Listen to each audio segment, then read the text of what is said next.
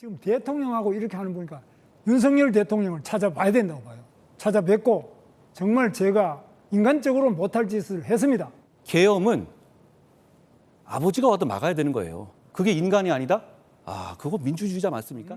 윤석열 대통령께서 이 눈에 넣어도 아프지 않은 후배를 법무부 장관도 시켜드렸고 국민의힘 비상대책위원장도 시켜드렸고 제가 눈에 넣어도 아프지 않은 후배가 아닌지는 몇 년 됐잖아요.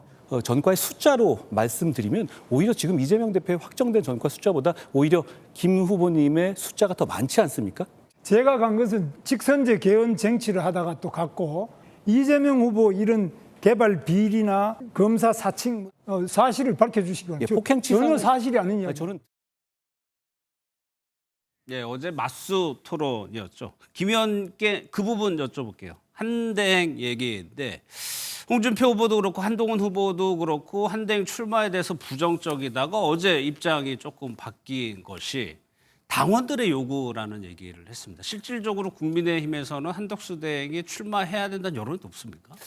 실질적으로 당원분들 중에 이제 한덕수 권한대행의 출마를 원하시는 분들도 있긴 있습니다. 그러다 보니까 한덕수 권한대행과하고 나오게 된다면 단일화를 하겠다라고 긍정적으로 말씀하신 김문수 예비 후보에 대해서 전략적으로 지지해야 되는 거 아니냐 이러한 당원들의 판단도 있습니다. 그러다 보니까 지금 경선이 무르익어가면서 많은 예비 후보분들께서 한덕수 권한대행의 출마 시 단일화에 대한 입장을 바꿔서 보다 적극적으로 말씀하시는 거 아닌가. 전략적인 타겟팅이라고 저는 개인적으로 생각이 듭니다. 전략적인 타겟팅이라고 하면 일단 경선에서 경쟁을 하고 있기 때문에 거기에서 좀 우위를 점하기 위한 그렇습니다.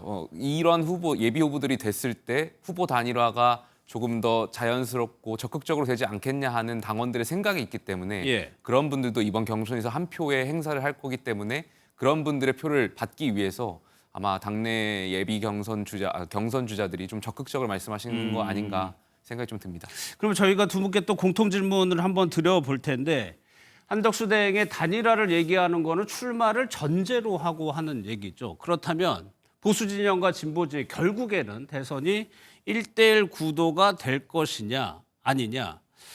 한민수 의원께서는 단일화가 다 이런 과정을 거쳐가지고 국민의힘에서 이재명 후보가 유력시되는 상황에서 1대1 구도가 될 거라고 보세요?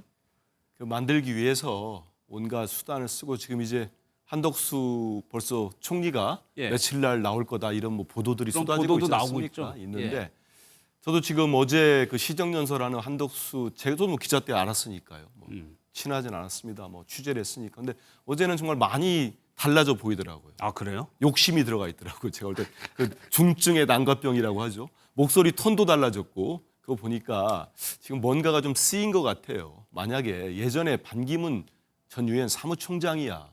박근혜 전 대통령의 국정농단 사건에 연루가 안 된 사람 아닙니까? 그 지지율이 상당히 높았어요 당시에.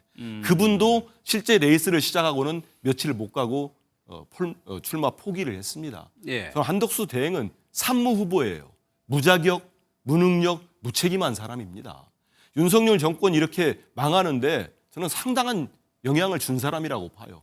저분이 경제를 어떻게 경제통이라고 하면서 경제를 살린 게 있습니까? 대한민국 경제를 망치는 데 일조한 거죠. 그런데 얼마나 지금 국힘당이 다급하면은 한덕수 총리까지 끌어들이고 여기 후보가 뽑히면 다시 단일화하겠다고 그러고 있는데 저는 온갖 수단을 써도 쉽지는 않을 거라고 봐요. 쉽지는 않을 것이다. 쉽지 않을 거 보고 국힘당 후보가 어느 분이 되느냐에 따라서 조금은 달라질 수 있을 겁니다. 그런데 단일화를 한덕수 대행이 그만두고 나와서 출마한다고 하면 추진을 하겠지만은 잘 되지 않을 거다. 무엇보다도 한덕수 총리의 지금의 지지율이 너무 낮습니다. 그러면 결국은 본인이 버티질 못할 거예요. 국민의힘은 바로 직전까지 집권당이었어요. 조직과 자금이 한덕수 총리는 그냥 호롤단신 무소속 아닙니까?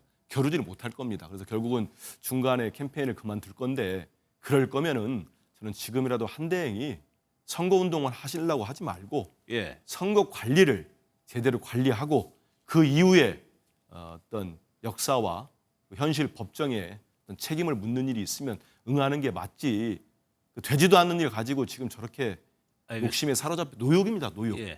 김 의원께서는 어떻게 생각하세요? 나와야 된다고 보시는지 또 그것이 가능하다고 보시는지 단일화가요? 대선 같은 큰 선거 역대적으로 또 광역단체장 같은 선거를 지켜봤을 때 후보 단일화라든지 공동 후보라든지 이러한 정치적 공학적인 행동들이 여러 차례 있었습니다. 예. 과거에도 있었던 상황이고요. 근데 저희가 주목해야 될 것이 이 항상 단일화를 고민할 때 1+1이 항상 2가 되는 건 아닙니다. 그렇죠. 1+1이 2보다 적게 될 수도 있고 2+알파가 될 수도 있는 겁니다. 그리고 후보 단일화가 됐을 때는 2+알파를 목적에 두고 준비하는 것일 텐데 그렇게 예. 되면 그냥 단순히 물리적으로만 합한다고 해서 되는 것이 아니고요. 국민들께 감동을 드려야 되고 새로움을 드려야 되고 희망을 드려야 된다라고 생각합니다. 그 과정에서 아무래도 만약에 한대행께서 출마하고 후보 단일화가 이루어진다면 그 전제 조건은 대통령하고의 관계 정립이라든지 그리고 앞으로 이 트럼프 대통령하고의 어떤 관세 협상에 있어서 어떠한 비전과 어떤 가치를 갖고 있는 것인지 예. 그리고 앞으로 많은 국민들께서 지금 한민수 의원께서 지적해 주셨지만 많이 힘들어하고 계신데 어떻게 이분들한테 희망을 드리고 용기를 드리고 다시 경제를 부흥할 수 있을지 명확한 비전이 있어야만 저는 국민들께서 여기에 대한 진정성을 가지고 화답해 주실 거라고 생각이 듭니다. 하나 더 여쭤볼게요. 한덕수 대행도 있지만 이준석 의원도 있습니다. 이른바 빅텐트를 치려면 반명이라는 기치로 다 모이자고 하는 거니까 이준석 의원까지도 들어올 수 있다고 보세요?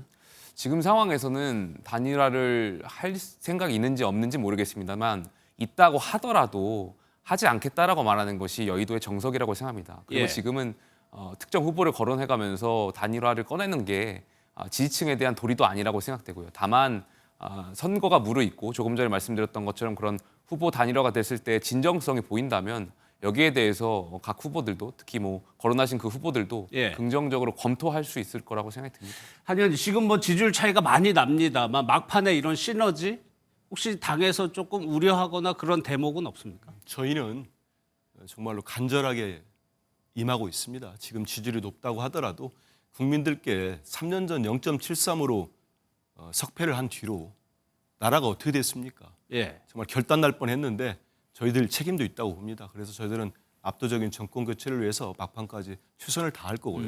아까 나온 것처럼 저는 반명 빅텐트 지금까지 저도 뭐 정치 기자 오래 했습니다만 그런 시기에 캠페인을 가지고 성공한 적이 단 한 번도 없습니다. 예. 본인들의 비전과 정책을 내놔야지.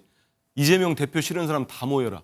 지난 불과 얼마 안 됐죠. 지난해였죠. 총선 앞두고 설 연휴 때 그때도 무슨 텐트 친다고 모였는데 며칠 되지도 않고 텐트 찢어져 버렸습니다. 폴대도 못 세우고. 예. 저는 성공할 수도 없고 국민들을 속이는 일이다 생각합니다. 알겠습니다.